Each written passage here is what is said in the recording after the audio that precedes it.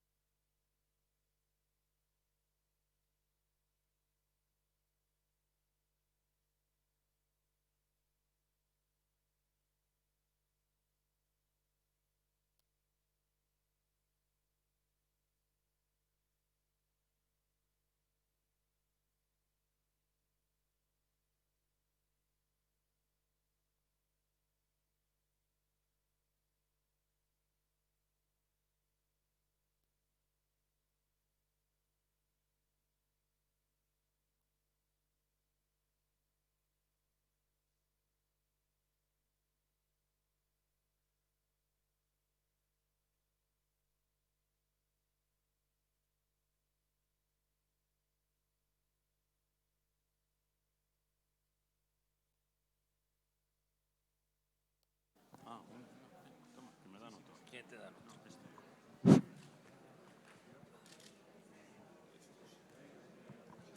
Sentaos cómodos.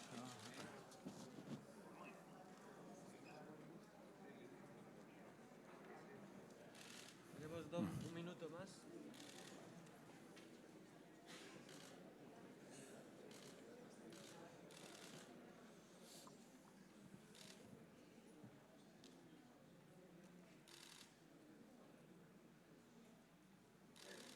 Vale, nos bajamos, por favor. Gracias.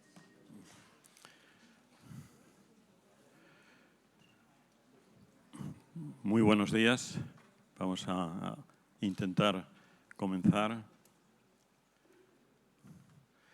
De nuevo, como he hecho en otras ocasiones, pues quiero saludarles a todos, dar la bienvenida más cordial y sincera al presidente Mariano Rajoy, por supuesto a Benigno Pendás, presidente de la Real Academia de Ciencias Morales y Políticas, aparte de otras muchas cosas que ha sido anteriormente. Muchísimas gracias también, Benigno, por acompañarnos. Y pues decirles que vamos a dar comienzo al cuarto diálogo con el cuarto expresidente de Gobierno. Ya les hemos intentado comprometer para la cita del próximo año y el siguiente y hasta el centenario de la Universidad Internacional Menéndez Pelayo. Y yo lo que quería simplemente es, como ya les he dicho a cada uno de ellos, es que con estas jornadas, ¿no?, que el cuarto diálogo es el que celebramos ahora, queremos también ejemplificar y dar un valor simbólico muy importante en el sentido de que la Universidad Internacional Menéndez Pelayo surgió hace 90 años como un proyecto de Estado, un proyecto precisamente de apuesta por la cultura, por la ciencia, por el conocimiento como medio de desarrollo y de apertura de España al mundo, que esa misión y esa visión sigue plenamente vigente y que además el poder contar y el haber contado, y en ese sentido se lo tenemos que agradecer y se lo agradecemos sinceramente con los 4 expresidentes de Gobierno que han participado, ejemplifica el diálogo tanto intergeneracional como desde los distintos ámbitos y espectros políticos que nos han gobernado y que nos seguirán gobernando, porque lo razonable es que efectivamente pues, unas veces haya unos partidos, otras veces haya otros, pero que entre todos y hablando entre todos, y esa capacidad de hablar precisamente en un mismo foro es lo que va a permitir que nuestro país siga avanzando, siga desarrollándose y siga creciendo. Muchísimas gracias, presidente. Muchísimas gracias. Pues muchas gracias, querido rector. Enhorabuena a la Universidad Internacional Menéndez y Pelayo por los primeros 90 años de su brillante trayectoria. Llegarán muchos más y serán igual de felices y de brillantes que los anteriores. Gracias al rector y al equipo rectoral por la invitación. Saludos a todos desde la Real Academia de Ciencias Morales y Políticas, que tengo el honor de presidir. Y, por supuesto, presidente Rajoy, es una gran satisfacción y un gran honor el haber sido seleccionado para participar en esto que nuestros amigos del otro lado del Atlántico llaman conversatorio, ¿no? Que es una de tantas expresiones que podríamos recuperar en el español de España, ¿no? El presidente Rajoy representa, lo saben ustedes, algo que se ha llamado política del sentido común, que se ha llamado moderación, que se puede llamar política para adultos, que es el título de su reciente y muy recomendable libro, en el que expone que efectivamente la política exige madurez, exige raciocinio, exige prudencia, contención, que es una palabra que le gusta mucho y que utiliza mucho a lo largo del libro, y que por todas esas razones, en definitiva, pues no está hecha ni para gentes impulsivas, ni a lo mejor bien intencionadas, pero con poco rigor, ni para aficionados. La política no es un arte sencillo. Los que hemos dedicado nuestra vida al estudio de la ciencia política y la historia de las ideas políticas sabemos muy bien que es una tarea difícil, que exige rigor, que exige sentido de la realidad, que exige patriotismo y que exige, en definitiva, confianza en las instituciones, como creo que el presidente Rajoy ha reflejado muchas veces. Nuestra conversación de hoy la he estructurado en unos cuantos bloques, algunos de carácter más personal. Verán ustedes que voy a solicitar al presidente pues, que nos haga algunas reflexiones sobre sus impresiones psicológicas después de tantos años en política. Mariano Rajoy fue, si no me equivoco, presidente de la Diputación de Pontevedra desde 1983, ¿no? Lo que quiere decir que tiene una larguísima trayectoria y ha alcanzado pues, el rango más alto que se puede tener en la política española, que es el de presidente del Gobierno, después de haber pasado por varios ministerios, por la vicepresidencia y por otras muchas responsabilidades importantes. Empiezo entonces con un primer bloque de cuestiones que vamos a llamar personales. Mi primera pregunta, así de clara y de contundente: presidente Rajoy, querido Mariano, ¿echas de menos la política? Es decir, hay algo que a uno le llama cuando se despierta por la mañana y dice, pues ahora no tengo responsabilidades políticas y que tomar esas decisiones tan importantes. Y conectada con la anterior, si volviera a empezar la trayectoria de un joven y brillante jurista, registrador de la propiedad, el más joven de España, si no recuerdo mal, en su momento, ¿te volverías a dedicar a la política? ¿Volverías a dedicar la parte sustancial de tu vida al ejercicio de cargos públicos? Esas son mis primeras preguntas. Muy buenos días a todos. Antes que nada quiero darles a todos ustedes las gracias por su asistencia a estas conversaciones, que así les llaman. Me acabo de enterar ahora, al otro lado del Atlántico. Todos los días se aprende algo.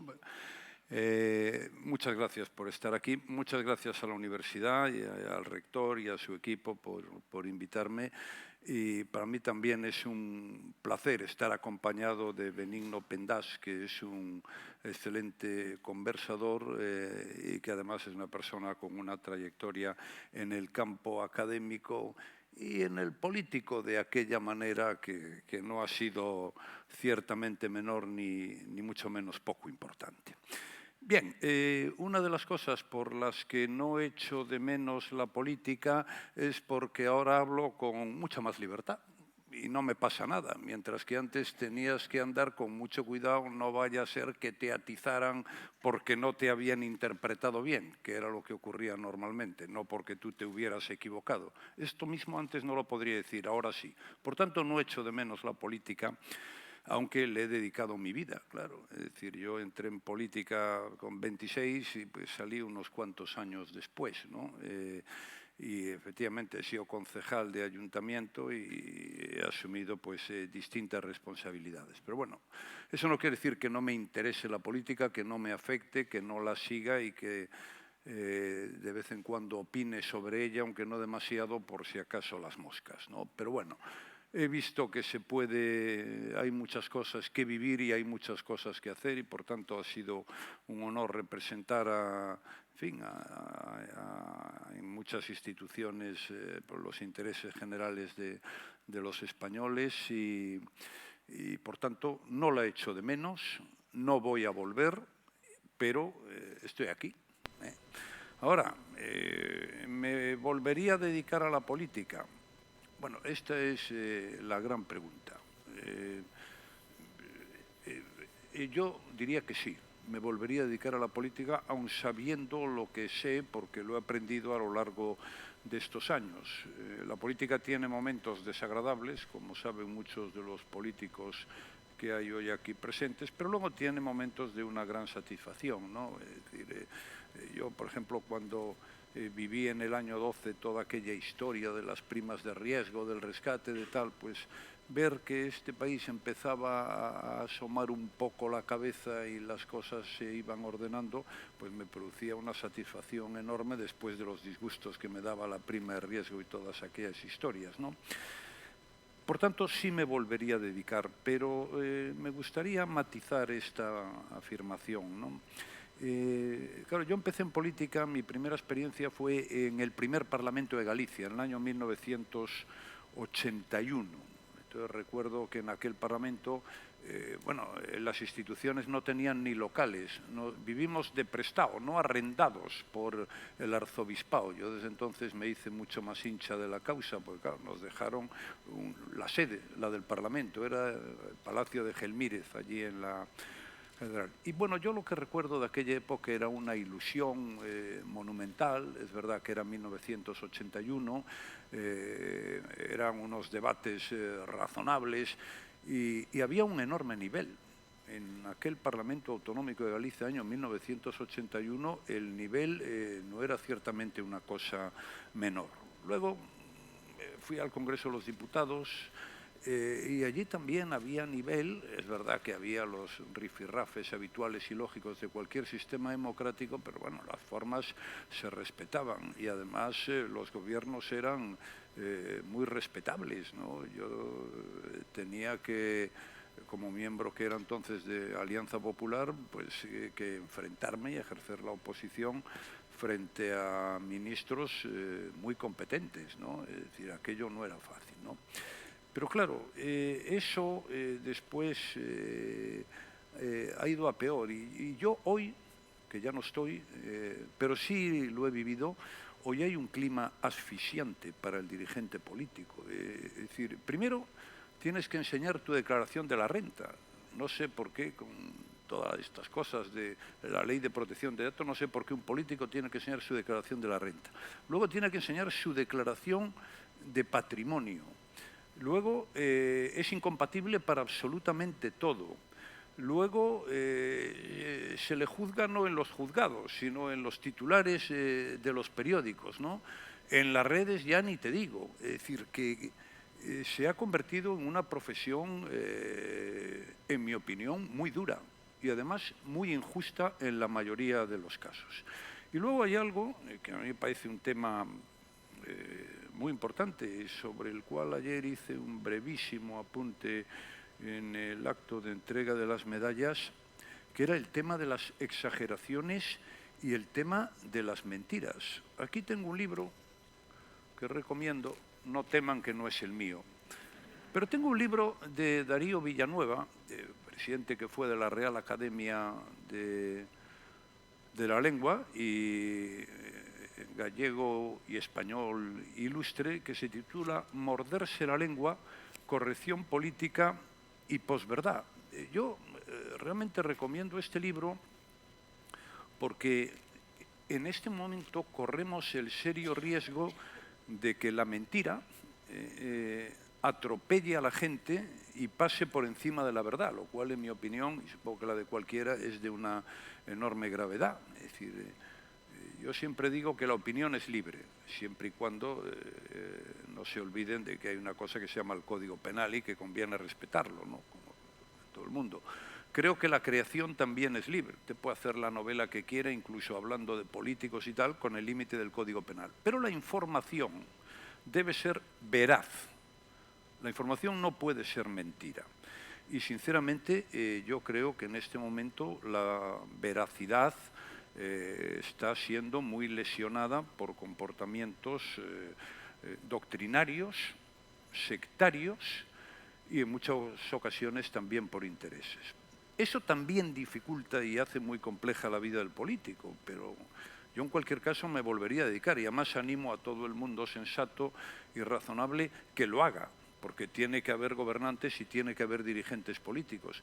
Pero creo que, hombre, ya bastantes problemas y bastante difícil es gobernar como para encima con estas actitudes y estos comportamientos pues se les haga mucho más complejo a cualquier gobernante. Sinceramente me alegra mucho escuchar que el presidente Rajoy se volvería a dedicar a la política, a pesar de que sin duda eso conlleva un sacrificio de la vida personal, de la vida profesional, de muchas cosas, ¿no? Y es verdad, es decir, el año 81, pues también lo viví, somos de la misma generación, pues de otra manera, pero la palabra clave era ilusión, ¿eh? Es decir, nos hacía una inmensa ilusión el nacimiento de la democracia, el ser como nos corresponde, pues ocupar el lugar que España debe tener en Europa y en el mundo. Han pasado muchas cosas, entre ellas, efectivamente, los profesores sabemos siempre lo que opinan las generaciones siguientes. Yo suelo decir que el profesor cada curso tiene un año más, pero los alumnos todos los años tienen los mismos, 20, 22, ¿no? Con lo cual va uno viendo cómo pasan las generaciones. Ha calado la idea del desprestigio de la política. Y eso es muy triste, porque la política es un fenómeno enormemente relevante en la vida social y de una nobleza cuando se ejerce con el espíritu adecuado fundamental, ¿no? Algo habrá tenido que ver también en el deterioro de la selección de las élites políticas, pues temas, mencionaba el presidente, lo dice en el libro, las incompatibilidades tan rígidas, el que no permiten pues, a ciertos profesionales que dedicarían un tiempo de su vida a la política o que dedicarían alguna parte de su vida profesional a ella, las propias puertas giratorias, es decir, bueno, y si uno termina en política, ¿dónde se va? Si uno es registrador de la propiedad, desde luego, pues se va a un lugar dignísimo, ¿no? para seguir ejerciendo su vida profesional, pero habría que encontrar la manera, como lo conseguimos durante la transición, de impulsar a los mejores. Y veo con preocupación que los mejores alumnos no quieren saber gran cosa de la política. Eso tenemos ahí una cuestión que plantear y que resolver en lo posible, ¿no? Sobre la información veraz, evidentemente, vamos, mi absoluto acuerdo. Otras 2 o 3 preguntas así de tipo personal, a ver qué nos puede contar el presidente. ¿El mejor momento de estos años? ¿El peor?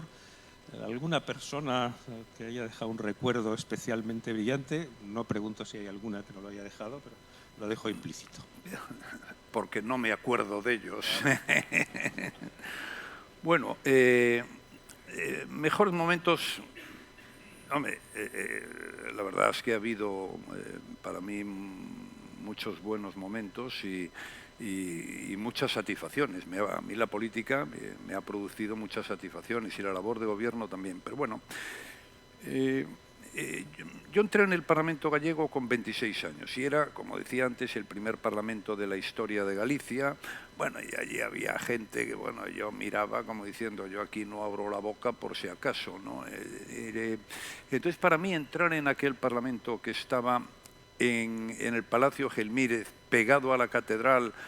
Yo había nacido a 150 metros de allí, en la Plaza del Toral en Santiago, pues fue algo, y además tenía la capacidad, tenía 26 años, de ilusionarme, pero a lo grande. Es decir, nunca hay que perder en cualquier caso la capacidad de ilusionarse, porque, igual que la de aprender, porque si no va uno por mal camino. Pero bueno, aquel fue un momento muy bonito. El primer Parlamento de la historia de Galicia. Por no había ni sedes. La Xunta alquiló unos cuantos pisos por el centro de Santiago. Yo recuerdo que fui nombrado director general de Relaciones Institucionales, aquello con el Parlamento, y me metieron en un piso en la Rúa del Villar. Los que conozcan Santiago, un sitio magnífico, pero claro, aquello tenía bastante poco sentido. Luego las cosas evolucionaron. Para mí aquello fue muy bonito. Fue muy bonito también ir por primera vez al Congreso de los Diputados. Realmente pues llegas allí y, en fin, claro, tienes otra edad, tienes otra imagen, no eres demasiado escéptico, pero la verdad fue muy agradable. Y bueno, ser presidente del Gobierno de España pues también fue, personalmente, fue una satisfacción. Estuve 8 años ejerciendo la oposición, pues en condiciones muy complejas, y realmente fue una satisfacción. Y luego hay un tema, afrontar la crisis económica del 2011, cuando llegamos 2012, me produjo muchos disgustos, pero ver, como decía antes, la luz en un determinado momento, pues realmente me produjo una gran alegría. Tuvimos unos momentos de crecimiento económico, 3 o 4 años muy buenos, de fuerte creación de empleo, arreglamos las cuentas públicas, hicimos reformas, todo eso a mí me satisfizo mucho, ¿no?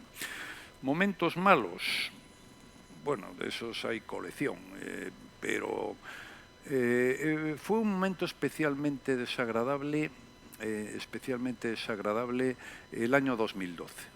Era el año en que había que bajar el déficit público, que había una presión brutal por las instituciones europeas, por algunos países. El Banco Central Europeo no compraba bonos absolutamente a nadie, había que hacerlo todo a pulmón.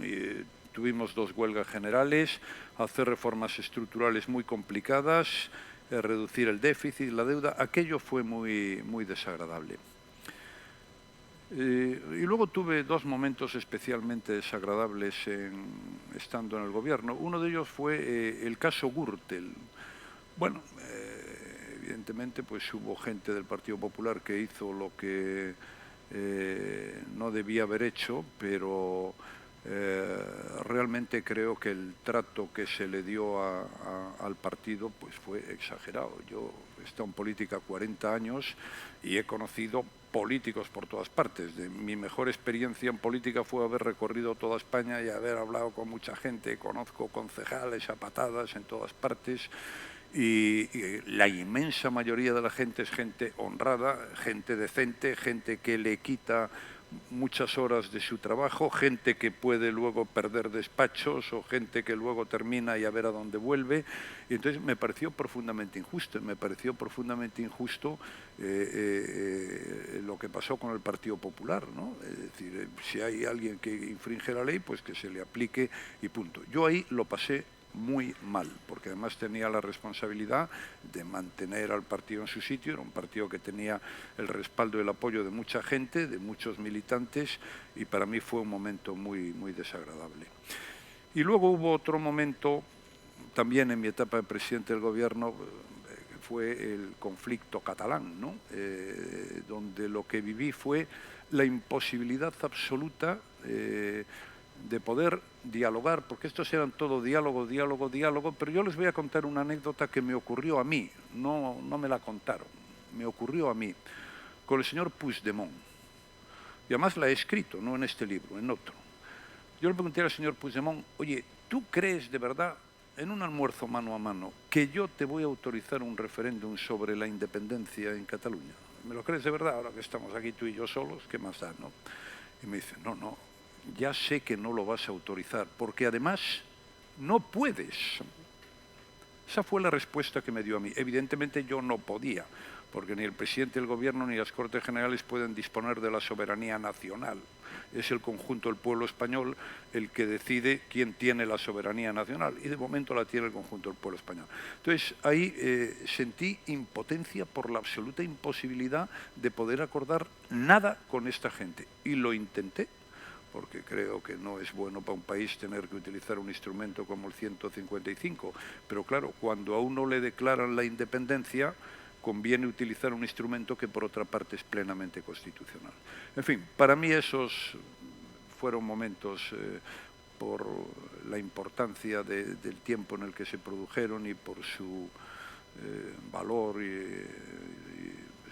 son momentos sustantivos importantes. Pero en fin, el balance, he sido bastante feliz. Tampoco puede tener uno aspiraciones exageradas porque puede acabar teniendo problemas. Pero en fin, equilibrado. Esa es una reflexión, presidente, muy aristotélica, ¿no? O sea, nunca se es plenamente feliz, sino moderadamente feliz, y ya puede uno estar más que satisfecho si le van así de bien las cosas. Volveremos luego sobre el tema autonómico, pero vamos a pasar a un bloque que se ha hablado mucho de ello en las comparecencias, en las conversaciones con los presidentes anteriores, que es el tema de política exterior y las cuestiones internacionales, a las que apunta además el propio rótulo, por cierto, muy afortunado de estas jornadas. Bueno, guerra en Ucrania, invasión de Ucrania, perplejidad general. Creíamos, una generación que hemos sido educados en un cierto optimismo, que nunca volveríamos a ver pues, tanques, refugiados, en fin, bombas, ocupación de terreno, una guerra que es una guerra estrictamente convencional, es decir, donde el soft power ha quedado pues, muy en segundo o en tercer plano, donde al final pues, es un ejército que trata de ocupar el terreno. Yo he hablado con muchos militares, grandes profesionales, magníficos militares que tiene el ejército español, y todos coinciden en que esto vuelve a ser una guerra pues, como las de toda la vida, ¿no? Con el tanque, el ejército, la infantería ocupando el terreno, ¿no? Ucrania, Unión Europea, indudablemente todos los españoles compartimos el proyecto europeo, porque para nuestra generación era la forma de patriotismo. Es decir, ¿qué queremos ser? Pues lo mismo que lo que nos corresponde, como los franceses, como los ingleses, los alemanes, los italianos, como nuestros socios a veces y enemigos otras a lo largo de la historia, lo que somos, un país europeo con una evidente proyección americana. Reflexión sobre la Unión Europea, de Iberoamérica se ha hablado mucho, hemos tenido hace unos minutos a Rebecca Greenspan con el presidente Zapatero, y luego hay un tema, en fin, delicado, pero al que sin duda hay que plantear. Dicho rápidamente, Marruecos-Argelia, ¿no? Es decir, la política española hacia el Magreb, y en fin, es una cuestión que para nosotros no puede ser indiferente. Yo les explico siempre a mis alumnos pues, que para nuestros socios finlandeses o estonios en la Unión Europea, pues el tema de las migraciones o de Ceuta y Melilla, pues naturalmente les queda muy lejos, pero que para nosotros es una cuestión de máxima prioridad. Una reflexión, entonces, presidente, sobre los temas internacionales y muy especialmente sobre la Unión Europea, ¿no? Y su papel y lo que puede hacer en él. Bien, Ucrania, Unión Europea y un poco de Marruecos, ¿te parece? Vamos a ver. Yo camino todos los días a primera hora de la mañana. Hoy también me pegué una caminata de hora y media por aquí, por Santander. Está la ciudad estupenda. Entonces, el otro día fue hace 3 o 4 días, en Madrid, en la Casa de Campo, en un contenedor de basuras. Luego explicaré por qué cuento todo esto. Vi una pintada y dije yo, esto sí que es tener imaginación. Y la pintada decía, no a Putin, no a la OTAN y no a la guerra. Esa era la pintada, no a Putin, no a OTAN y no a la guerra. Bueno, en el tema de Ucrania conviene dejarse de eufemismos y hablar las cosas con meridiana claridad, ¿no? Entonces, lo primero, lo que ha hecho Rusia es absolutamente inaceptable. Por tanto, no a Putin, estoy de acuerdo con una parte de la pintada de la Casa de Campo. Segundo, conviene que los gobiernos, me refiero al francés, al italiano, al español y a tal, tengan una posición clara y nítida sobre eso. ¿Sí? No puede existir un gobierno donde la mitad digan una cosa y la mitad digan otra cosa, porque eso hace perder muchísima credibilidad fuera. Es muy difícil hablar con un gobierno que tiene gente a favor de Putin. Es que es muy difícil en una situación como la que vivimos. Bien, es verdad que luego, cuando se dieron cuenta de que hacían el ridículo, se fueron al sistema de la pintada. Por eso digo que la pintada tiene su valor. No a Putin, entonces ya estoy con todo el mundo, no a la OTAN, bueno, más o menos esto de la OTAN tiene algunos tal, y no a la guerra, que eso es estupendo porque nadie quiere la guerra, ¿no? Entonces, es que eso es muy importante. Es decir, en política exterior, ya no digo que el gobierno piense en todo lo mismo, yo diría el país. Es decir, este es uno de los temas en los que es obligatorio un gran consenso nacional, la política exterior. Bien, dentro de los eufemismos, la OTAN y la Unión Europea, los países que la conforman, muchos de los cuales están en la OTAN, y Estados Unidos son democracias. Y Putin es un dictador. Por tanto, es decir, no es lo mismo, no, pero no, es exactamente lo contrario. Uno es democracia y otro es un dictador. Para dejarse de eufemismos, está muy bien toda la historia y los argumentos que nos dan de lo que era la Unión Soviética y todo esto, y de Kiev, que era el origen de la Gran Rusia, todo eso está muy bien. Pero Ucrania es un país soberano y tiene derecho a tomar sus propias decisiones. Bien, y otro comentario. El mundo será mejor cuantas más democracias haya en el mundo. Por tanto, estas son las cosas que creo que conviene tener claras, ¿no? A partir de ahí, ¿qué va a pasar? Pues yo realmente no lo sé. Es decir, yo creo que en esta situación la respuesta o la pregunta a la que hay que responder es ¿qué hay que hacer? Yo sinceramente no creo que lo estén haciendo. Comprendo que hay opiniones diferentes sobre este asunto mal, ni la OTAN ni la Unión Europea, ¿no? Bueno, me parece una buena decisión ampliar la OTAN, creo que es un hecho muy positivo que Finlandia y Suecia se hayan sumado.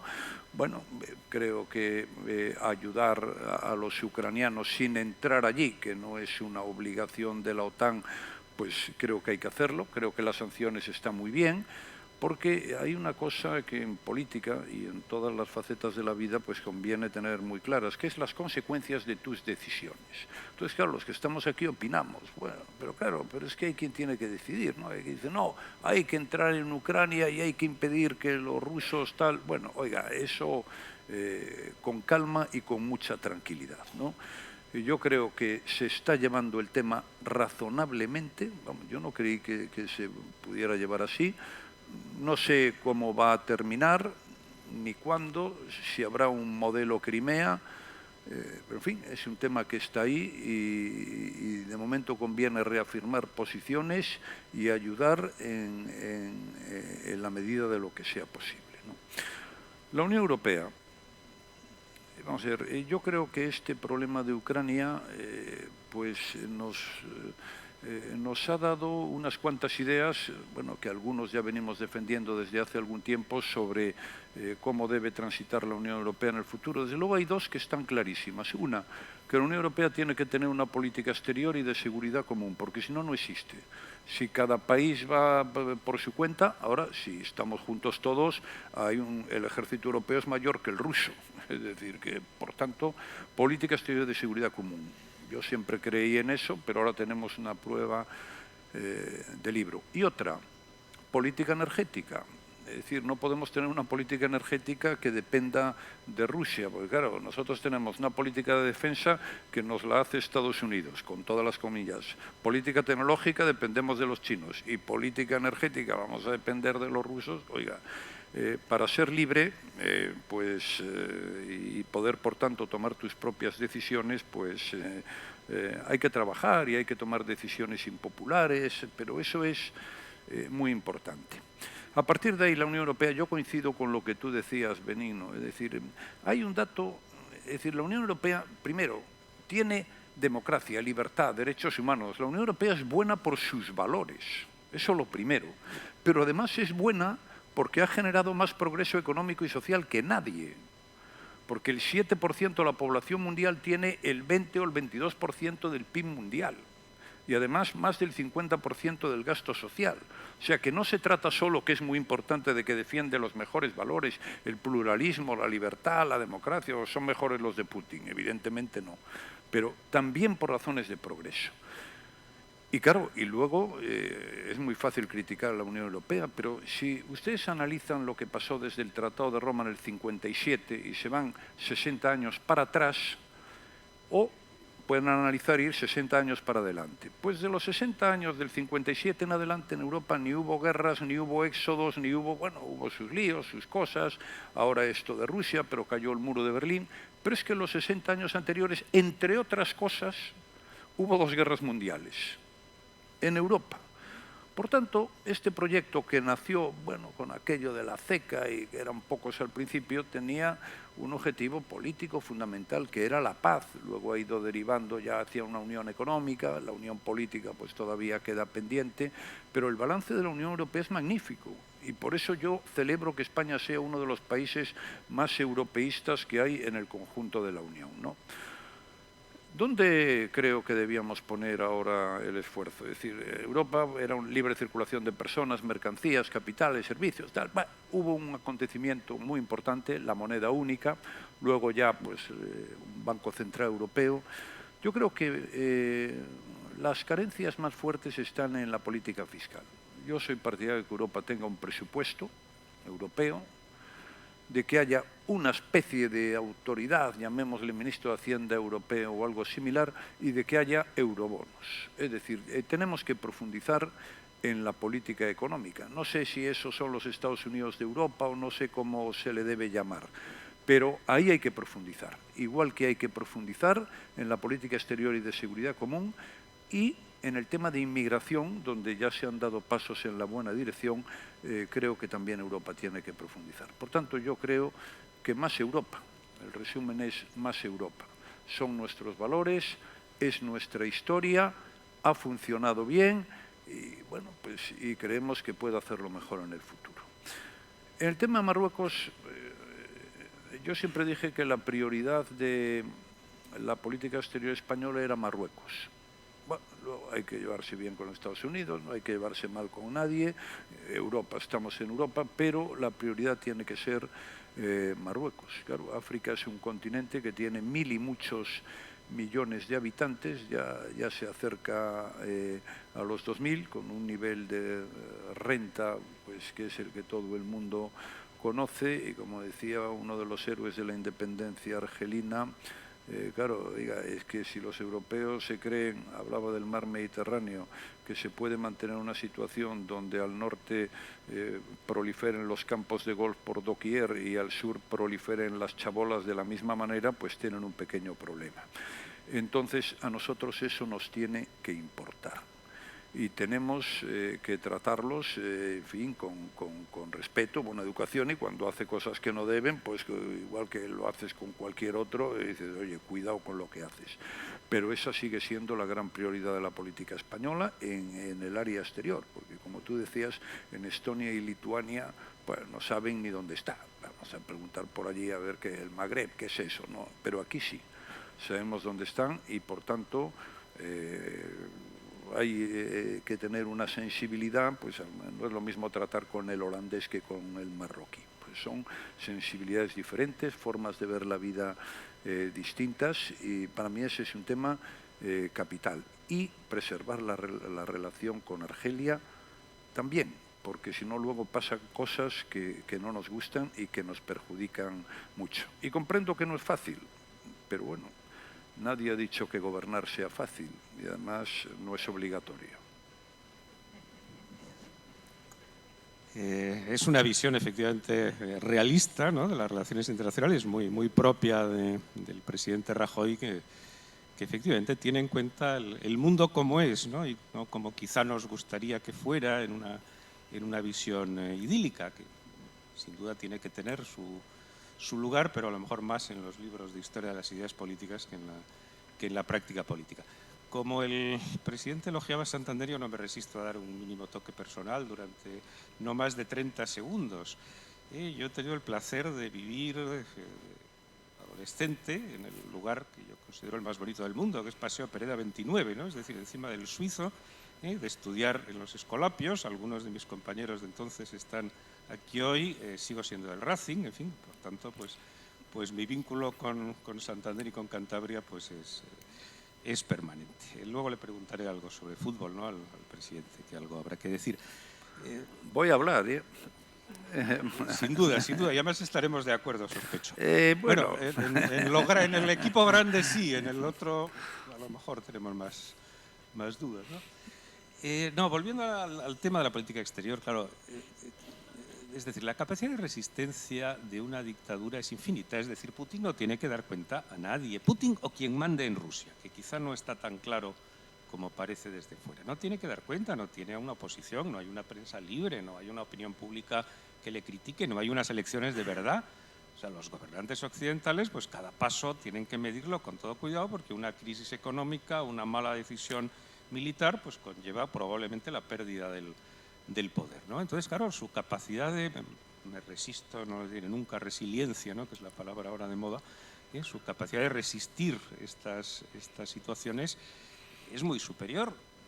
Naturalmente es mejor la democracia que la dictadura, pero hay que tener en cuenta eso. Por tanto, él no va a dar marcha atrás, con toda probabilidad, y es posible que quizás si la situación militar no mejora para sus intereses, pues que se pueda conformar con una victoria a medias o con un empate que pueda vender como victoria, y habrá que pensar si eso a los occidentales nos interesa. Y luego me parece importantísimo lo que ha dicho el presidente sobre la política exterior y de seguridad de la Unión Europea, sobre la política energética. Ahí hay otro tema también de realismo y de idealismo, ¿no?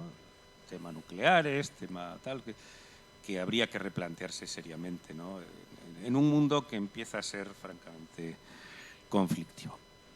Nos vamos, si te parece, a un tercer bloque ya de grandes cuestiones de política nacional y de instituciones, ¿no? Primera pregunta, sí, formulada también con contundencia. ¿Hay que reformar la Constitución? ¿Serviría para algo reformar la Constitución? ¿Puedo hacer antes un breve comentario? Protagonista del diálogo. Como vivió en Santander, pues llegó a donde llegó en la vida y lo que le queda. Ahora, yo lo del Racing no lo puedo compartir, no, por una razón que se entiende muy bien, que es que el Racing ha subido a segunda, cosa que me parece que es el primer peldaño para subir a primera, que es donde tiene que estar, pero ha subido a costa del Deportivo La Coruña, que se quedó segundo en el grupo y, por tanto, como tú comprenderás, siendo lo justo, como estoy seguro que sabes, aunque no vas a decir que hubiera subido el Deportivo, yo tengo que decirlo. Luego hablamos del lenguaje, de eso, resiliencia y otras cosas, tal. Pero reformar la Constitución, yo estoy en contra, absolutamente en contra.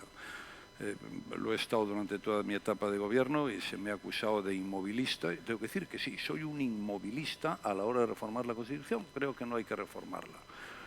Ya se ha hecho 2 veces, pero bueno, se ha hecho de manera muy puntual, una tras Maastricht, para que pudieran el sufragio activo y pasivo en las elecciones municipales, y luego otra que fue un pacto que cuando Zapatero era presidente del gobierno, pacté con él el pacto, la cuestión fiscal, la del déficit y la deuda que se había introducido en los tratados, ¿no?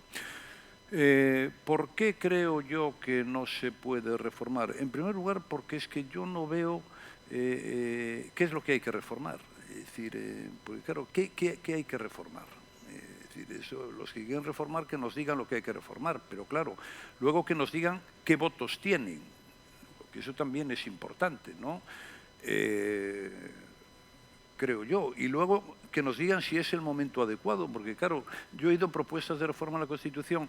¿Queremos tocar la forma de Estado? Yo no, pero hay muchos que están allí que sí. ¿Queremos, antes hablamos de eso, partir la soberanía nacional? Yo no, pero hay muchos que están allí que también quieren hacerlo. Entonces, ¿qué es lo que vamos a reformar? ¿Queremos hacer un referéndum y poner ahora todo en tela de juicio? Yo es que creo que el punto de encuentro detrás del cual estuvieron más españoles y siguen estando los últimos años, fue la Constitución del 78. ¿Que tendría problemas? Muchísimos. Pero claro, aquello no era fácil. Era una Constitución que promovieron gente que venía del régimen anterior y gente que venía del exilio. Claro, aquí hablar está muy fácil, pero luego actuar, yo aquí hablo con absoluta libertad, pues yo no estaba allí, ¿no? Creo que fue una obra fundamental para España y creo que España ha vivido pues, los mejores 40 o 45 años de su historia con esta Constitución. Entonces, claro, esto reformar, pero ¿reformar para qué? Es decir, ¿el Estado autonómico hay que reformarlo? Yo creo que no. Yo creo que el problema único que tiene el Estado autonómico, bueno, tiene de funcionamiento tal, es la deslealtad de algunos. Pero eso no es cómo se reforma, no se va a poner ahí, hay que ser leales, eso ya se supone que va de suá, ¿no?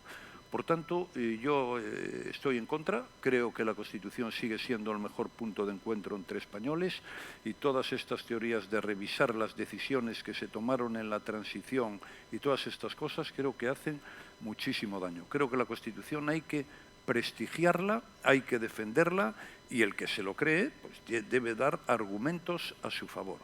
Y desde luego, la historia constitucional española es que es un chiste. Vamos, cada media hora teníamos una constitución. Bueno, hubo aquello de Cánovas que para la época, pues en fin, sirvió, pero esta es la mejor constitución que hemos tenido en nuestra historia.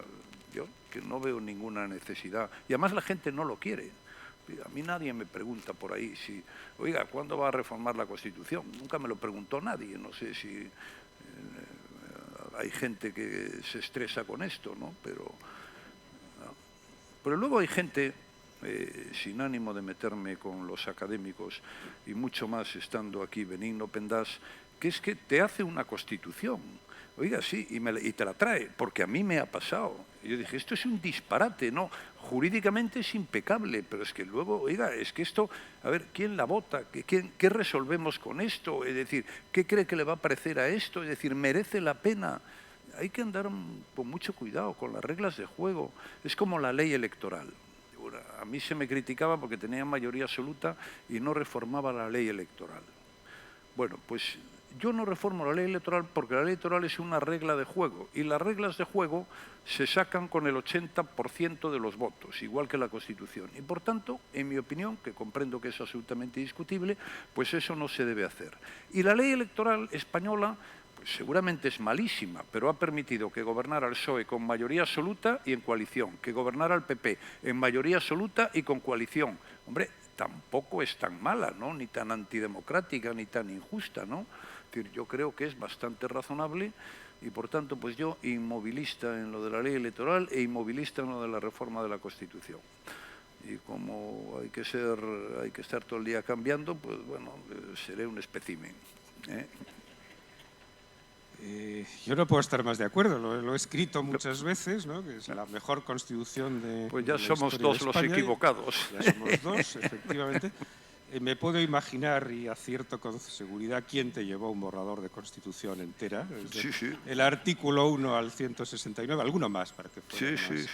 más amplia. Le podría poner nombre, que naturalmente no le pondré. Y me consta que estaría muy bien hecha técnicamente Sí, y que sería impecable. políticamente muy poco apropiada, porque claro, la Constitución del 78 lo que tenía y lo que tiene es que reflejaba lo que Ortega llamaba un proyecto sugestivo de vida en común, es decir, un proyecto sugestivo para la nación española, que era pues soberanía nacional con autonomías, Europa, libertades, el ADN de la Constitución, todo ello a partir de una monarquía parlamentaria, que ahora hablamos de esa cuestión.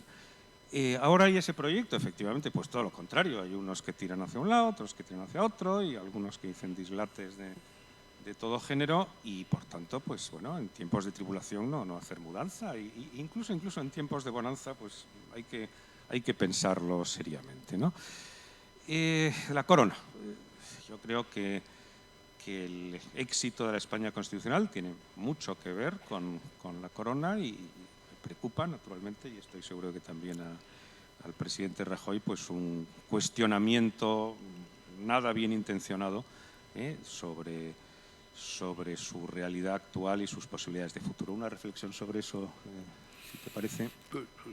Bueno, lo bueno que tienen estas conversaciones, Benigno, es que uno puede decir lo que piensa. Por tanto vengo aquí a decir lo que pienso.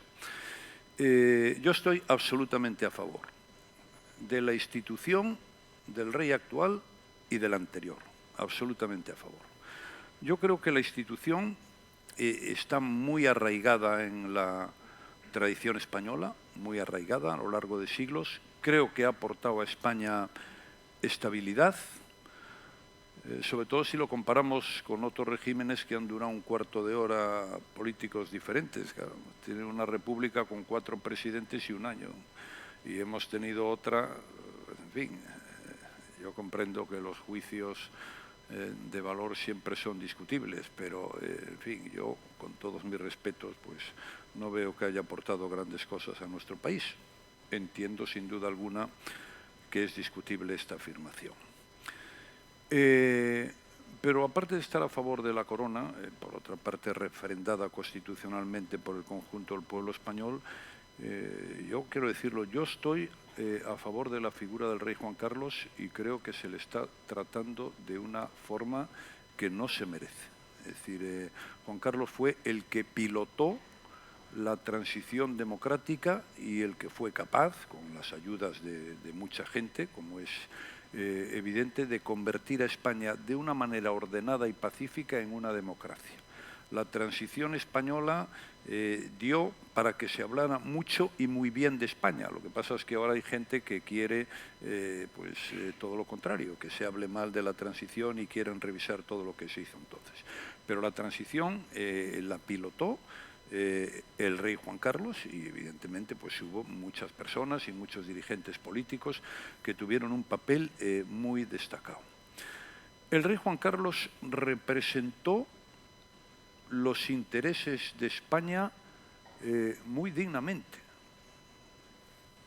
Lo representó y hizo muchas gestiones en beneficio de España. Y claro, aquí es muy fácil hablar y criticar y decir, pero hizo muchas gestiones en beneficio de España que se las pedimos los que éramos presidentes del gobierno. Naturalmente eran gestiones para defender los intereses de España. Y lo hizo. Y fue muy eficaz. Y jamás puso una sola pega, por lo menos a mí, y yo creo que a los demás presidentes tampoco, cuando se le demandaba algo que era bueno para España.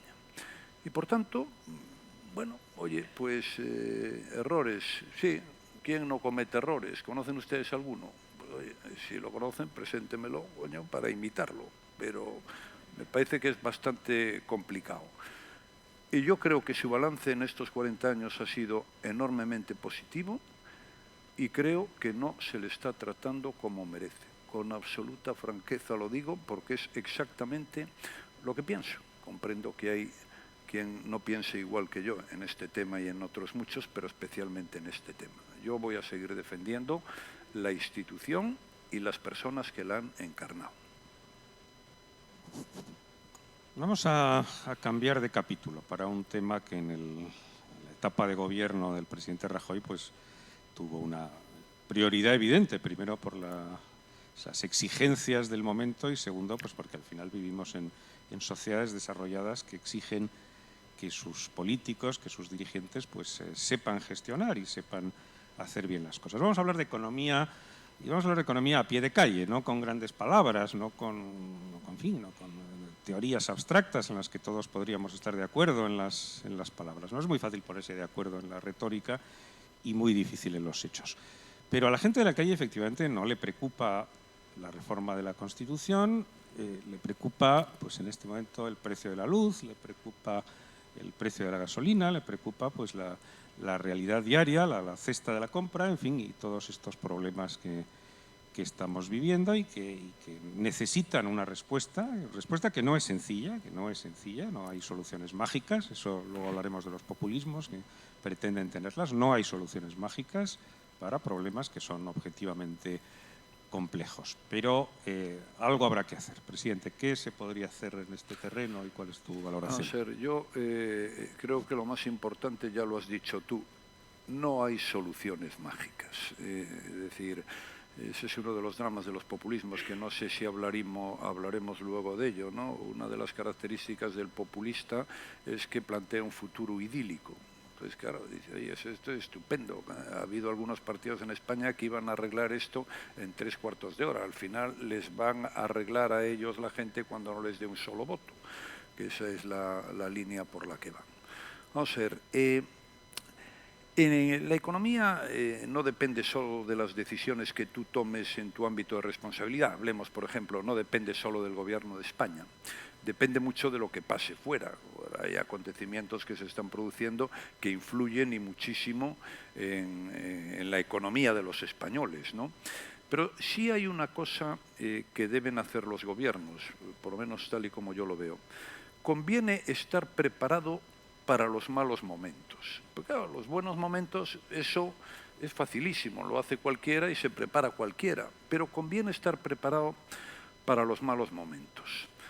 Pues claro, yo viví la etapa del año 11, año 12, año 13, claro, y no era lo mismo la situación de Holanda o la de Dinamarca o la de Alemania con déficit público por debajo del 3% que la nuestra con déficit público por encima del 10%. Entonces, algunas cosas que yo aprendí. Primero, no es bueno deber. Pero eso pasa en política y en cualquier faceta de la vida, ¿no? Decir, oye, tú eres un particular y ganas 1.000, no conviene que estés gastando 1.200 demasiado tiempo. A lo mejor hay que hacerlo una temporada porque se necesita algo especial, ¿no? O hay que hacer frente a una situación muy compleja. Pero conviene tener un déficit público razonable. Porque, claro, por tanto, una deuda pública razonable, entre otras cosas porque es que te la tienen que comprar y te la tienen que financiar. Y luego vienen las historias de las primas de riesgo. Ahora las está comprando todas el Banco Central Europeo, pero va a empezar, ya empezó de hecho, a dejar de hacerlo. Y eso va a ser un problema para la financiación de nuestro país. Por tanto, para mí eso es capital. Segundo asunto, la regulación. Es decir, no se puede regular todo. Eso es un disparate. Bueno, no he venido aquí a hablar mal de nadie, pero a veces se critica de que hay 24 ministros en España. No sé cuántos hay. En mi época había 13. También era un número de malfario, pero bueno. Ahora hay 24. Bueno, dicen que eso supone un gasto público brutal. El problema no es el gasto público de un ministerio, más o menos, ¿no? Ni siquiera algunas subvenciones que se regala dinero a sociedades y asociaciones que tal. El problema es que al carecer de competencias se empeñan en inventárselas y entonces empiezan a regular lo que no tiene ningún sentido que se haga y acaban creando problemas muy graves a la propia economía, porque hay 3 o 4 ministerios que de verdad es que en mi época era uno, lo han partido en 4, pero ese uno es que no tenía competencias, claro, con lo cual ahora estos 4 se las tienen que inventar. Entonces, el daño que hace no es que haya que pagar a un ministro, que eso es un tema menor, el daño que hace es la regulación. Por tanto, yo sobre esto aviso, no se empeñe usted en regular todo y deje un poco de juego a la sociedad, al mercado y a la gente, ¿no? Luego, impuestos razonables. Impuestos razonables lo dice uno que se presentó a las elecciones prometiendo bajar impuestos y a los 10 días los subí todos. A los 10 días, porque claro, lo que me dijeron fue sin duda alguna muy merecido. Luego los bajé, y entonces ya no me dijeron nada, porque ya eso ya formaba parte de lo que decía el programa y por tanto no tal. Impuestos razonables.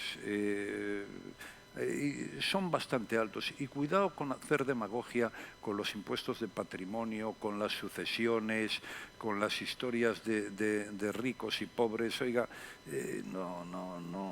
no estemos en el viejo juego.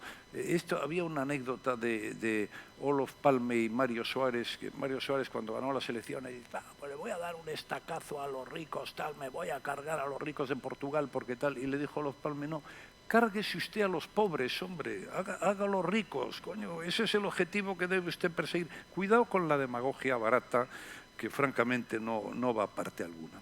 Y luego reformas estructurales. Hay que hacer reformas, no hay que hacer contrarreformas. Voy a hacer una cosa, es que no me resisto a contarla, es decir, las contrarreformas. No se puede ser, en mi opinión, ni doctrinario ni sectario. eso hace un daño enorme. Y no se puede olvidar la realidad. Esto que decía Ortega, la realidad ignorada siempre prepara su venganza. Pues bueno, ni doctrinarios ni sectarios. Aquí hubo una reforma laboral que se hizo y funcionó.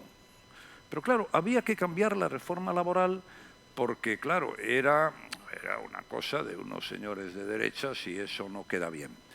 Europa advirtió que era un disparate. Oiga, si hay una cosa que funcionó, aunque la haya hecho el otro, no lo toque. Lo que tiene usted que es que cambiar lo que no funciona, no lo que funciona. Pero claro, entonces había una parte del gobierno que quedaba mal. Entonces había que, bueno, a ver si le damos algo a esta parte del gobierno, y al final lo que hicieron fue una chapuza simplemente en la que cambiaron pocas cosas. Una hace un poco de daño, pero simplemente para que quedaran bien pues delante, porque habían prometido tal. Bueno, ese es ser un doctrinario y un sectario. Es decir, tú no puedes hacer política pensando en que me tengo que cargar todo lo que haya hecho el anterior, porque el anterior, aunque fuera inmensamente tonto, es imposible tener el monopolio de la tontería. Algo haría bien, ¿no? Bueno, y yo así veo la economía. En la economía, sobre todo, atención a la realidad. Y lo que se puede, en un momento dado puedes bajar los impuestos y en otros no. Y en un momento dado puedes subir los impuestos y en otro no. Pero lo importante en economía es generar confianza. Entonces, tener un gobierno, claro, aquí vivimos en el mundo del tuit, del espectáculo, el tal. Pues no, el ministro de Hacienda a lo mejor lo que tiene que ser es bajito, feo, coño, pero a rabiar, coño. Pero tiene que generar confianza, coño, y ser una persona seria y formal. Bueno, esto comprendo que es opinable.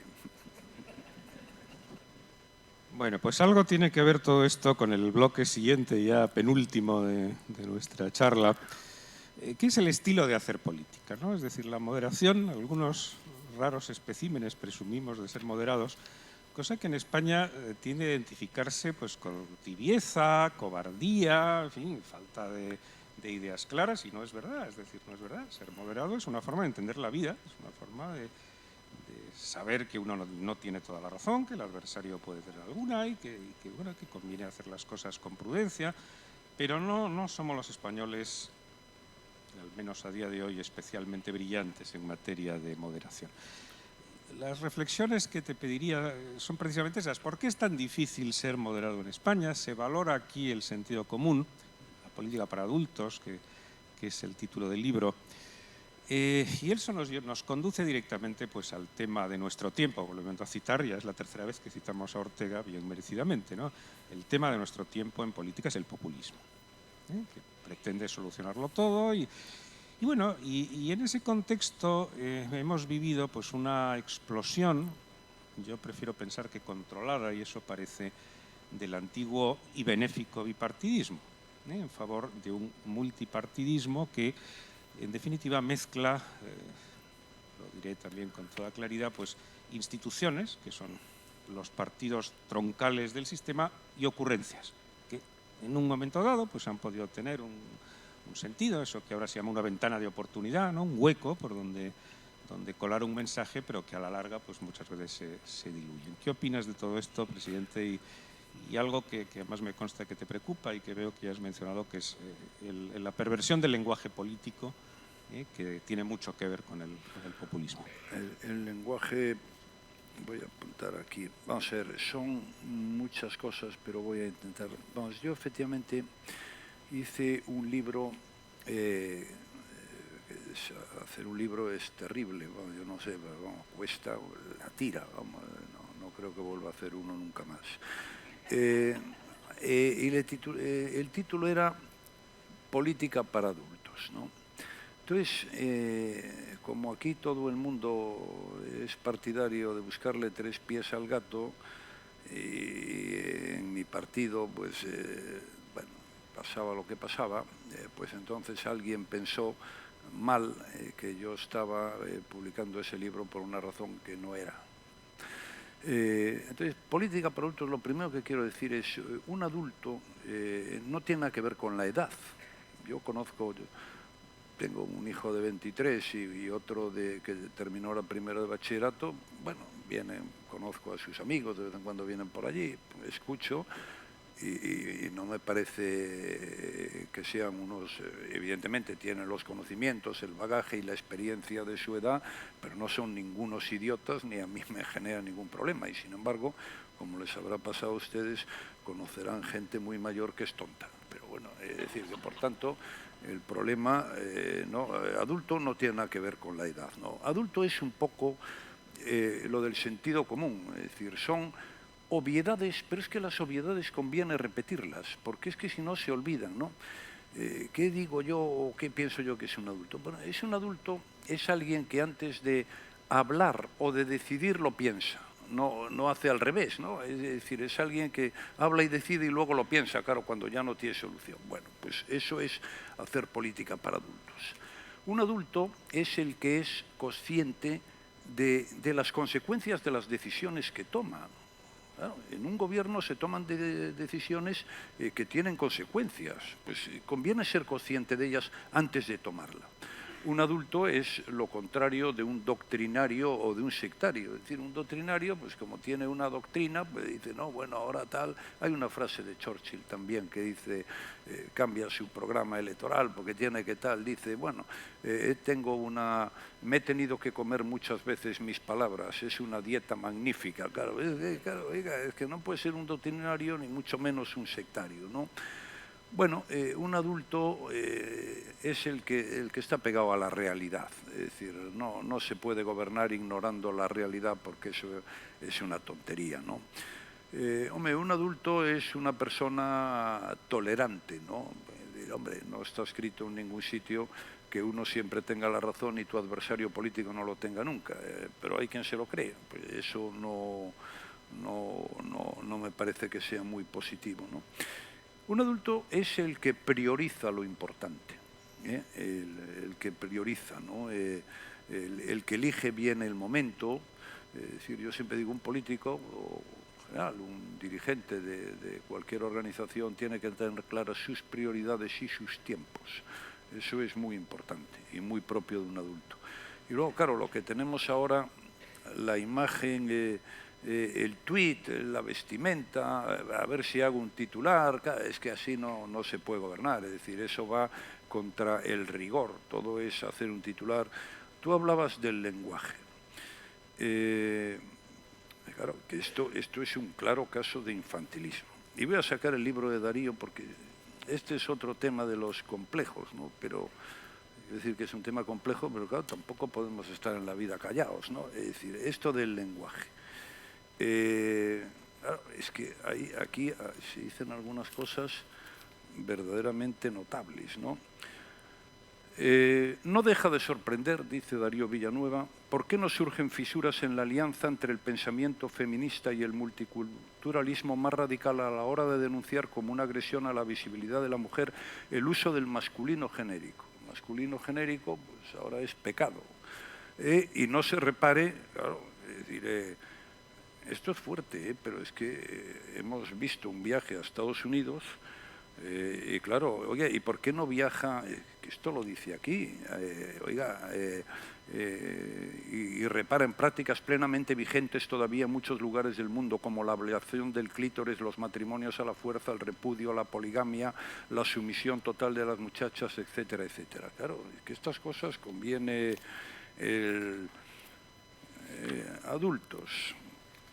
Política para adultos es no hacer lo que les voy a decir. Constitución bolivariana de la República de Venezuela.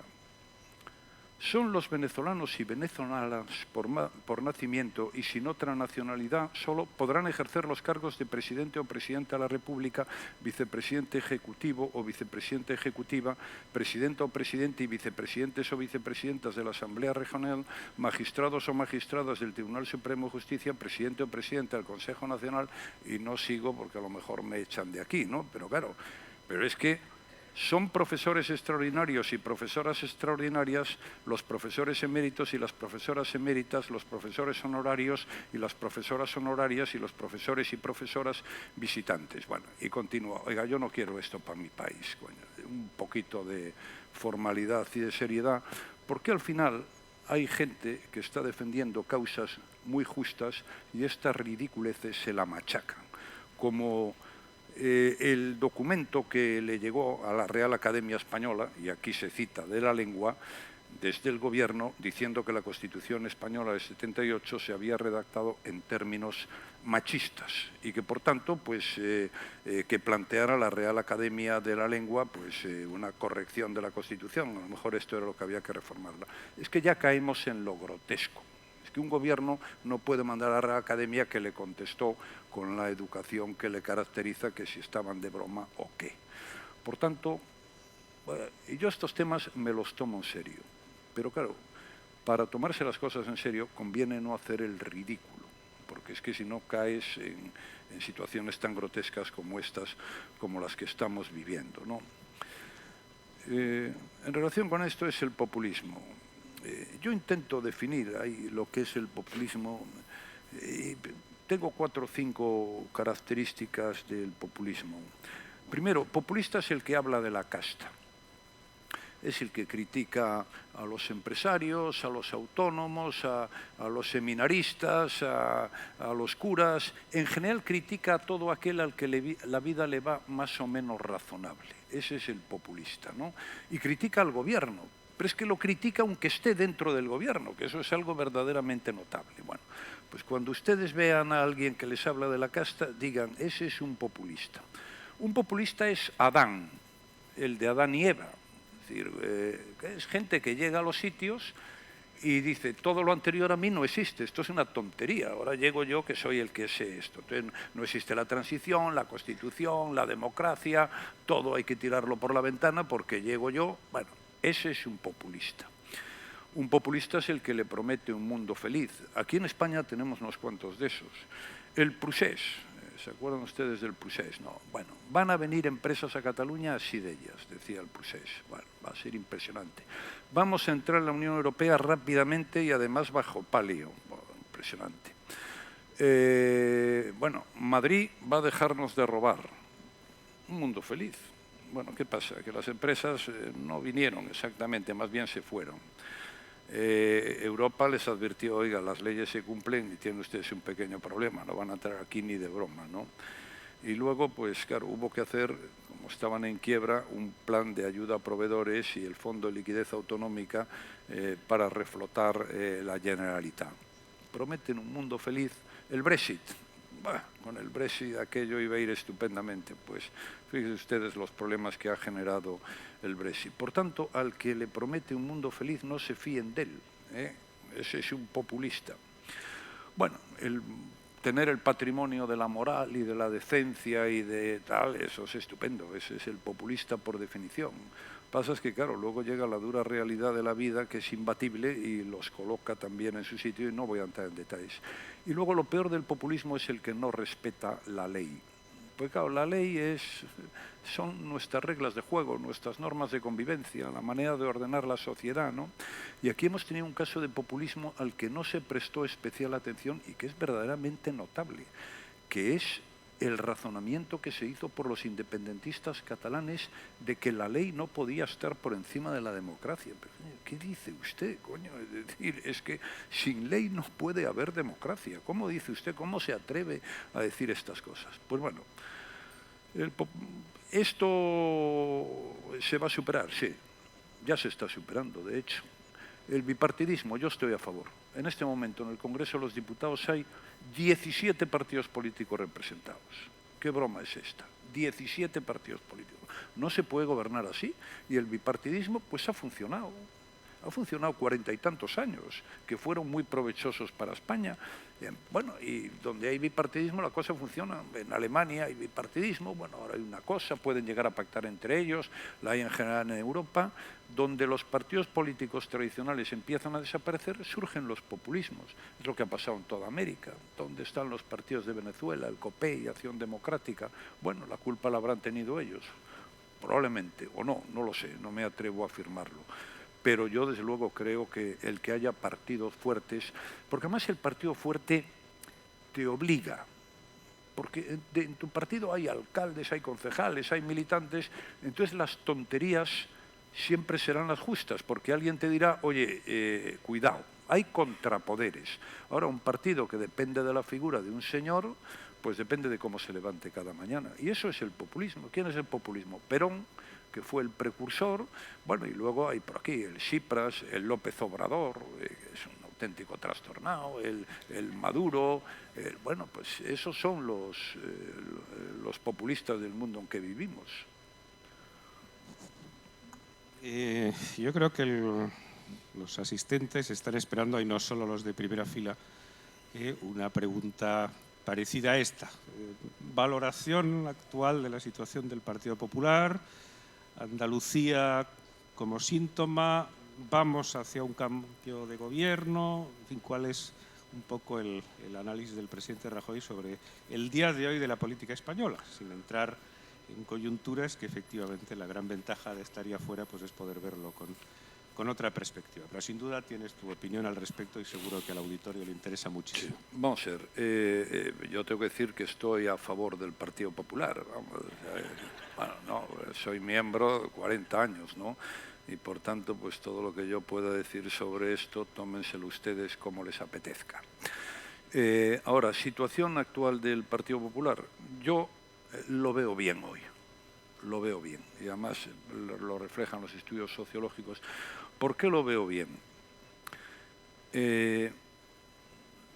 Primero porque hay un líder que es una persona responsable, es un adulto, es decir, es una persona que tiene una trayectoria, ha sido consejero en la Xunta, ha sido presidente de Correos donde lo hizo muy bien, presidente del Insalud cuando el Insalud tenía competencias, ha ganado 4 elecciones por mayoría y porque es una persona formal. Y eso pues es muy importante. Segundo, porque tiene un equipo. Yo celebro que sea un equipo donde haya adultos, porque claro, es que esto no es para tomárselo de broma, ¿no? Es decir, esto es para tomárselo en serio. Entonces, bueno, pues intenta nombrar la gente más capaz, coño, que esté dispuesta en un determinado momento a dar el paso. Por tanto, hay líder y hay equipo. Y luego hay dos cosas que están íntimamente unidas a esto. Que hoy está unido, el Partido Popular está unido, y que hay solvencia. Y eso es muy importante.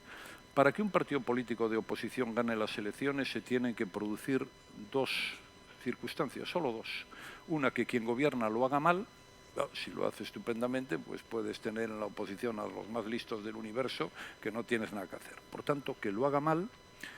Y otra, pues que tú aparezcas como una alternativa. Y yo, sinceramente, hablo de hoy, creo que el Partido Popular es una alternativa con posibilidades, no voy a entrar en probabilidades, pues no tiene ningún sentido, reales de llegar al gobierno y pronto. Andalucía, bueno, ¿qué pasó en Andalucía? Pues vuelvo a lo de los adultos. La prioridad fue gobernar, fue hacerlo sin estridencias. No fue un gobierno ni doctrinario ni sectarios. Todo lo que se había hecho bien se dejó como estaba, que es exactamente lo que hay que hacer, porque la historia no te la inventas tú y la historia no empieza contigo cuando llegues a un gobierno o a cualquier sitio. Se supo gobernar en coalición y hay una cosa que yo le doy mucha importancia.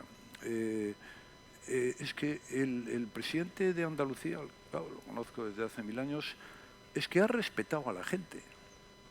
Es que eso es muy importante. A veces nos creemos, bueno, muy bien, hay que hacer esta política, he hecho carreteras, tal y cual. A veces es más importante tratar a la gente con respeto que hacer una autopista, a la hora de tener apoyos y votos. Bueno, y este señor, pues, se ha portado muy bien y se lo ha ganado. Y es la primera vez en la historia que ganamos en Andalucía con mayoría. En fin, esto, ya sé que esto puede parecer propaganda, pero yo digo lo que pienso. Pues entramos ya en una toda final, los últimos minutos del diálogo. Volvemos un poco a temas personales, ¿no? De fútbol ya hemos hablado, no vamos a estar de acuerdo en el Depor y el Racing, y lo siento, pero sí, si elevamos la escala, pues sí que vamos a estar de acuerdo. ¿No estás dispuesto a rectificar, Benigno? Me temo que no, hasta los moderados tenemos nuestro... Pero en cambio estamos de acuerdo en el Real Madrid. Hombre, sí, gente formal, ¿no? Es una gran sin ánimo de molestar. Bueno, la temporada actual ha sido verdaderamente verdaderamente espléndida. Yo quería que el presidente, le voy a pedir tres cosas, ¿no? Primero, que formule algún proyecto personal pendiente, es decir, de esas muchas cosas que han quedado en fin, tapadas por la vida política, que es absorbente, absolutamente extenuante, ¿no?, para la vida personal y familiar, que ha quedado pendiente para poder hacerlo ahora en esta época de bonanza personal, ¿no? Segundo, lo mismo para la sociedad española, es decir, los moderados efectivamente no nos gustan las bolas de cristal y las varitas mágicas, pero si pudiéramos pedir algo factible para la sociedad española, ¿cuál sería el principal deseo? Y lo tercero, como el presidente Rajoy, muchos de ustedes lo conocen bien y los que lo han oído hoy por primera vez pues ya lo han adivinado, es un magnífico relator de anécdotas, pues a lo mejor hay alguna otra que nos quiera contar, ¿no?, y con la que podamos terminar el diálogo con una sonrisa y aprendiendo algo sobre la condición humana. Cuando quieras. A ver, la anécdota. Bueno. Sí. Bueno, la primera pregunta es, bueno, ¿y ahora tú qué vas a hacer, no? Es decir, ¿qué ilusiones tiene? ¿Qué te apetece? Bueno, yo, como dije al principio, no voy a volver a la política. Hombre, pero me gustaría aportar, en fin, pero sin volver a la política, siempre a petición de otro. Es decir, yo no me veo ahí opinando sin que nadie me lo pida, porque ni me encuentro cómodo ni me parece que tiene mucho sentido, ¿no? Escribir me ha motivado mucho. Hice un par de libros desde que salí del gobierno, pues que, como decía antes, requiere un gran esfuerzo de tiempo, de horas y de tal, pero bueno, es algo que no descarto porque, bueno, te exige también, y es bueno ser exigente con uno mismo y no abandonarse, ¿no? Bueno, y luego intentaré ser feliz, tampoco demasiado, pero bueno, eso, conseguir el equilibrio y una cierta tranquilidad vital, ¿no? Que es lo que le deseo a la sociedad española. ¿Qué le deseas a la sociedad española? Pues eso, que le vaya bien, en fin, que pueda llevar una vida digna, que nada le atormente, en fin, son cosas muy elementales. Tranquilidad de espíritu y equilibrio son dos cosas muy importantes. Claro, esto, deseárselo a 46 millones de personas se lo deseo, pero en fin, no tiene. Ahora, desde el punto de vista político, pues lo que hemos hablado aquí, me gustaría que hubiera una democracia mejor, un Estado de Derecho pues que funcionara mejor, más respeto a las instituciones, una Europa más integrada, bueno, una España con una economía pues un poco mejor de la que tenemos en estos momentos. Es lo que me gustaría para la sociedad española. Yo creo que España es un país maravilloso, vamos. Como dije antes, que una de las cosas que más me gustaron de la política fue que me recorrí toda España, he ido a cantidad de municipios, es verdad que hay 8.000 municipios, he conocido a mucha gente, es un país magnífico, el norte, el sur, el este y el oeste. Bueno, oye, que tiene cosas que hay que mejorar, pues sí, ya claro, pues seguir perseverando en eso, ¿no? Pero no tenemos muchas cosas que envidiar a los demás. De hecho, hay muchísima gente que viene aquí, es decir, todos esos turistas que vienen, que alguien les obligó. Claro, aquí vienen todos los años más de 20 millones. Y toda la gente que viene a vivir aquí, ¿qué pasa? ¿Es obligatorio? No. ¿Por qué no se van a Islandia, por ejemplo? Claro, vienen aquí, algo bueno habrá por aquí, ¿no? Y anécdota. Voy a contar una de la señora Merkel, a la que yo tengo que citar porque tengo muy buena opinión de ella, ¿no? Esto, bueno, las reuniones políticas son complejas, ¿no? A veces son muy pesadas, Y entonces yo un día la invité a tener una reunión política a Santiago de Compostela. Entonces dijo, bueno, vamos a tener una parte política y otra parte pues como la Menéndez Pelayo, que nos trata bien, pues oye, tal, y estás muy a gusto. Y entonces la llevé a Santiago de Compostela, y entonces, bueno, este es el plan, tal, las reuniones de trabajo es aquí, la cena de tal cual. Entonces, lo primero que hicimos fue 5 kilómetros del Camino de Santiago. Merkel tenía un ritmo muy razonable, yo me comporté como un patriota en defensa de los intereses de los españoles y llegamos juntos a la meta. Luego fuimos a cenar y la invité a cenar en un restaurante ahí de Santiago, cerca de donde yo vivía, y cenamos pimientos de Padrón, una fuente entera, se tomó toda la fuente. Yo lo sé porque, para mi desgracia, yo que fui registrador de la propiedad en Padrón, no me gustan los pimientos de Padrón, lo cual es una desgracia como otra cualquiera y me da mucha envidia el que se los come allí delante de mí y tal. Bueno, y un pescado magnífico, bueno. Y luego fuimos a la Plaza del Obradoiro dando un paseo después de cenar. El restaurante estaba así, ¿no? Bueno, era entrada libre, aquello era una... Nosotros nos metieron allí en... Y bueno, había estado en Portugal y en Grecia, donde la habían puesto de vuelta y media, pero allí estaba la Plaza del Obradoiro llena a las 12 de la noche y todo el mundo aplaudiéndolo, lo cual demuestra que hay más finura aquí que en otros países de la Unión. Salvo un señor que escribe en El País, ahora menos, que apareció con un cartel con la cara de la Merkel y la de Hitler al lado. Dije, qué gran aportación, chico, haces tú a la felicidad de los demás, ¿no? Porque, en fin. Y luego, pues, continuamos. Y entonces hubo una de gin tonics en el Hostal de los Reyes Católicos. Nos fuimos a la cama. Pues yo creo que esa fue una de las... Ya sé que no están pensando lo que motiva su risa.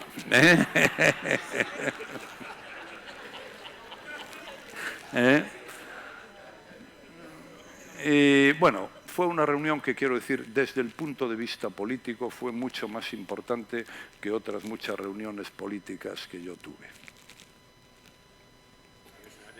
Mereció la pena, efectivamente, y no me extraña que... Sobre todo la última, ¿no? Que, por cierto, hemos oído hablar bien de la señora Merkel esta mañana también, en la otra intervención, lo cual da que pensar, ¿no? Y es significativo. Bueno, ni que decir tiene que hemos disfrutado mucho todos, yo desde luego el primero porque estoy aquí más cerca y he tenido la oportunidad de introducir mis temas con la conversación con Mariano Rajoy, que es un personaje con un perfil propio en la vida general y en la vida política, que es lo primero que uno tiene que tener en la vida, ¿no? Es decir, no confundirse con el paisaje, sino ser identificable con unos rasgos que todos conocemos y que muchos le reconocemos.